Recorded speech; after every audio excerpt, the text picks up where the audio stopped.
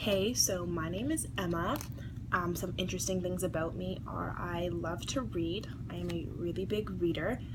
This past year I haven't really been able to read, but recently I've found myself getting back into it and I really enjoy it. Something else I really enjoy is watching Netflix, as most other people do. In terms of week one, I really liked the second video. I related to it the most because I liked his example of how it takes a lot of his personal courage to step onto that plane.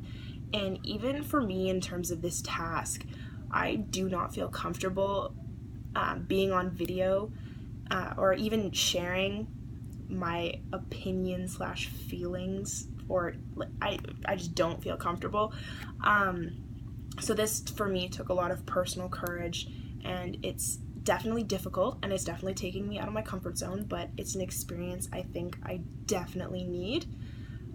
In terms of a basketball situation, last year on my team we had a girl who didn't quite know her sets, and she just didn't know her offense, and so she would always come to a couple of us on the team, including myself, and ask us questions, and I would normally just pass it off out of fear that I would give her the wrong information.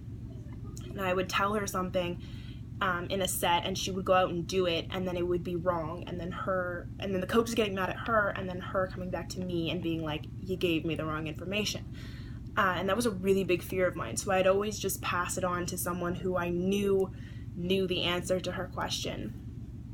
And it wasn't like I didn't know my sets, I just didn't know how to explain it properly to her. And so then we would get into situations where that person who I would normally pass her off to was on the floor, and other people just didn't feel comfortable explaining it to her, or they just didn't really understand her question. And so my solution was, I realized that I needed to put the team's needs above my own fear.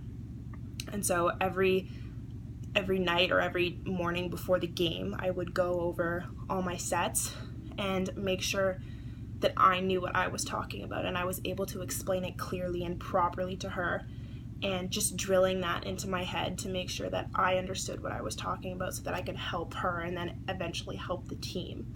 And I was really afraid the first time I gave her actual direction, but I was also a little confident that I knew what I was talking about because I had been going over it and making sure that I knew what I was talking about. And I think the final outcome, it definitely worked for me. I think I was less afraid.